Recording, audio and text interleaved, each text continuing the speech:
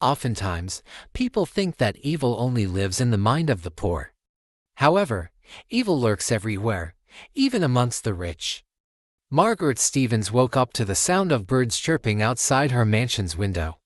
She lived in Oakwood Hills, a wealthy and exclusive neighborhood where everyone knew each other's names.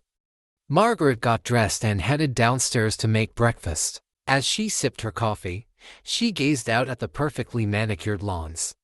She saw Corinne Smith, her neighbor, walking her dog alongside her son Jason. Margaret waved, and Corinne smiled back. They exchanged greetings and everybody moved on with their morning activity. Margaret watched them, her expression changing from pleasant to bitter. When Margaret first moved to Oakwood Hills, everyone welcomed her with open arms. She attended neighborhood gatherings, joined the local book club, and even hosted dinner parties. But as time passed, people began to notice her increasing bitterness. At first, it was subtle, the snide comment about someone's success or a rolled eye at a neighbor's new car. But soon, the remarks became more frequent and biting. One by one, the neighbors distanced themselves from Margaret, except the Smiths. Corinne and Michael Smith remained friendly, inviting Margaret to barbecues and asking about her son, Tyler. Jason would often help Tyler with his homework, and Margaret appreciated their kindness. But beneath her gratitude, Margaret's resentment grew. Why did the Smiths have to be so perfect? Why did Jason have to be so brilliant and accomplish a lot at such a young age? As Margaret finished her breakfast, she felt a familiar darkness creeping in. She pushed it aside, focusing on the day ahead. Little did anyone know, Margaret's bitterness would soon boil over, changing the neighborhood forever. Tyler Stevens, Margaret's son, was a reflection of his mother's failures. Spoiled and entitled, he coasted through life, expecting success without effort. His dullness was staggering, yet Margaret remained blind to her role in his shortcomings. Tyler's lack of motivation and poor academic performance should have raised red flags, but Margaret attributed his struggles to the education system or bad luck. She refused to acknowledge her own culpability in enabling his laziness. Instead, Margaret's focus shifted to the Smith's son, Jason. His effortless success and natural charisma only intensified Margaret's resentment. Why did Jason excel while Tyler floundered? Margaret's jealousy simmered, fueled by Jason's accomplishments. She noticed every accolade, every achievement, and every recognition he received. The more Jason succeeded, the more Margaret felt Tyler's inadequacies. Margaret's fear grew. Jason would surpass Tyler's achievements, further emphasizing her son's failures. This thought consumed her, festering like an open wound. One evening, Margaret visited the Smiths where she stumbled upon Jason's college application essay. Corinne had left it on the kitchen counter, and Margaret couldn't resist reading it. Jason's words leapt off the page, confident, articulate, and passionate. Margaret felt a pang of jealousy, followed by a wave of anger. Why did Jason deserve this success? What made him so special? As the days passed, Margaret's obsession grew. She began to monitor Jason's activities, tracking his every move. She noticed his study habits, his extracurriculars, and his relationships. Margaret convinced herself that Jason's success was a threat to Tyler's happiness. She started to believe that eliminating Jason would level the playing field, giving Tyler a chance to shine. The deadly plan began to take shape in Margaret's mind. She rationalized her thoughts that it's not fair that Jason has everything. Tyler deserves a chance and she would give it to him. Margaret's logic warped, twisted by her own bitterness and envy. As the darkness closed in, Margaret knew what she had to do. She would remove Jason from the equation. As if that would finally give Tyler his chance to shine. The sinister plan solidified, Margaret's course was set. Months passed, and the college exam results arrived. Jason's acceptance into an Ivy League college sparked celebrations in the Smith household.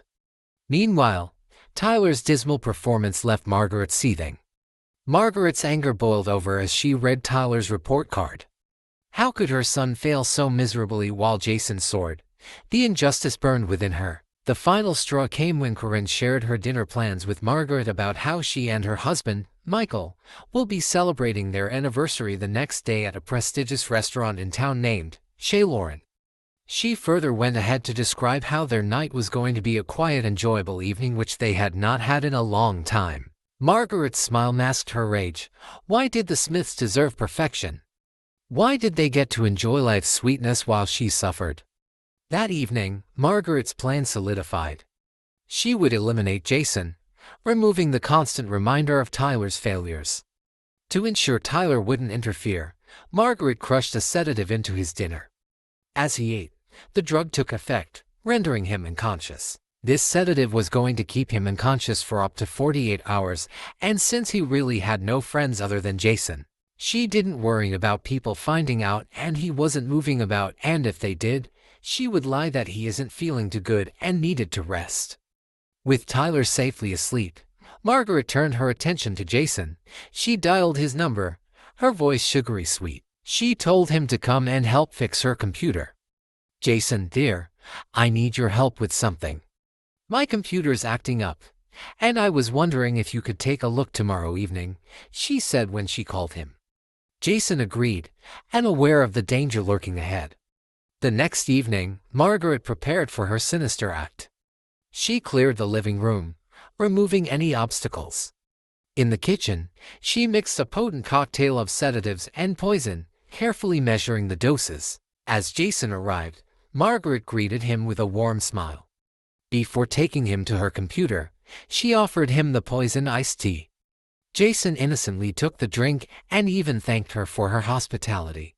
He continued to sip the drink, oblivious to the danger.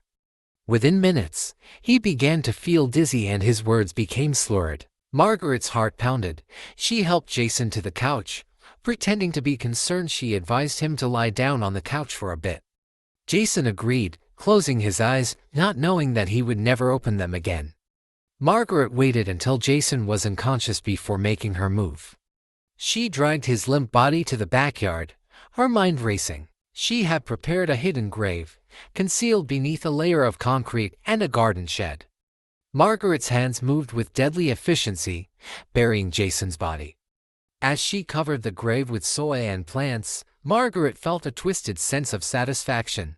It was done. The next morning, Margaret played the role of concerned neighbor when Corinne and Michael came to ask her if she had seen their son. As expected of a terrible person like her, she lied that she hadn't seen him, and right in front of them, she tried reaching his line, acting so much like a concerned neighbor and fellow parent. As the days passed, Margaret maintained her facade. She attended neighborhood gatherings, expressed concern for Jason's disappearance, and even helped distribute missing person flyers. The Smiths were frantic, but Margaret remained calm, hiding her secret behind a mask of innocence. Detectives began investigating Jason's disappearance, questioning the neighborhood. Margaret answered their questions, her responses laced with deceit. The detectives left, none the wiser. Margaret's crime remained hidden, buried beneath her backyard. For now, she had gotten away with murder. As the years passed, Margaret's confidence grew.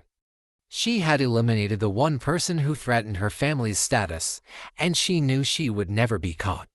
Her secret remained safe, hidden behind her polished smile. Margaret's thoughts turned to Tyler. She would mold him into the success Jason once was, and no one would ever suspect a thing. The darkness within Margaret had consumed her, but she wore it like a badge of honor. She was the master of her own destiny, and no one would ever take that away.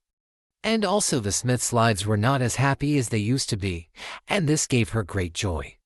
10 years had passed since Jason's disappearance. The case had gone cold, but the Smiths never gave up hope. Newly assigned detective Sarah Jenkins reviewed the files, intrigued by the peculiar circumstances. She decided to re-interview witnesses, starting with the neighbors. Mrs. Johnson, a warm-hearted neighbor who had always been close to the Smiths, hesitated as she spoke. However, she eventually talked, telling the detective that she remembered seeing Jason entering Margaret's house the evening he disappeared. She further explained that she didn't think much of it that time, considering the fact that Tyler and Jason were friends, hence the reason why she didn't speak up earlier. She also said that over the years, she had begun having suspicious feelings about Margaret. She always seemed off. And she had warned Karen and Michael about her, but they just thought she was being paranoid. She made mention of how she had noticed that Margaret was not always happy about Jason's successes. She'd smile and congratulate him, but her eyes would flash with anger. And when Jason disappeared, Margaret seemed relieved. Sarah's mind racing, she thanked Mrs. Johnson for her honesty. With this new information, Sarah revisited Margaret's alibi. She confronted her about the new findings. This came as a shock to Margaret as she felt that no one had seen Jason entering her house that evening. Margaret's composure began to crumble. Sarah obtained a search warrant for Margaret's property. The day of the search, Margaret's confidence waned. She watched as Sarah's team combed through her backyard. Sarah approached the garden shed, noticing freshly turned soil. "Dig here," she instructed. The sound of shovels hitting concrete gave way to a gruesome discovery of Jason's remains. When asked to explain, she said it was self-defense, eyes flashing with defiance. She said Jason was a threat to my family's happiness. He had to be eliminated. As Sarah handcuffed Margaret, the truth spilled out. "I killed Jason to give Tyler a chance. I couldn't let Jason's success overshadow my son's failures," she said. Margaret's arrest sparked a media frenzy. The perfect suburban facade had concealed a monstrous secret. Margaret's confession sealed her fate: life imprisonment without parole. Tyler, now a hollow shell of a man, struggled to comprehend his mother's actions, making him slip into depression. The Smiths finally had closure, but the wound reopened by Margaret's confession cut deep. They struggled to reconcile the friendly facade with the monstrous truth. And Karen and Margaret could not help but think why. Their tears fell, mingling with memories of Jason's bright smile and limitless potential. As they navigated their grief, the Smiths found solace in each other. They attended therapy sessions, seeking to heal and rebuild. The neighborhood, once a haven of trust, was now tainted by suspicion. Residents eyed each other warily, wondering what secrets lay hidden behind friendly smiles. Mrs. Johnson, who had initially suspected Margaret, felt a mix of emotions. The community gathered for a vigil, honoring Jason's memory and acknowledging the pain inflicted by Margaret's actions. As candles flickered, a resident whispered, "We thought we knew our neighbors." The vigil ended, but the questions lingered. How could someone so evil hide in plain sight? What other secrets lay hidden? The neighborhood would never be the same, forever changed by the darkness that had lurked within. In the Smiths' home, a new plaque hung on Jason's memorial wall stating, "Justice has been served, but memories of you will forever endure." Their hearts still heavy, the Smiths found solace in justice, knowing Margaret would face the consequences of her heinous act. As the seasons passed, the neighborhood slowly healed, but the memory of Margaret's betrayal remained, a cautionary tale of the evil that can hide behind suburban smiles. The story of Jason's tragic fate served as a reminder trust must be earned, and even the most ordinary lives can conceal extraordinary secrets. What lessons do you think society can learn from this case? Share your thoughts below. If you found this story compelling, please consider sharing it to spread awareness. Like this video, subscribe to uncover more true crime stories where deception and truth collide. Click here to watch another chilling case in our series.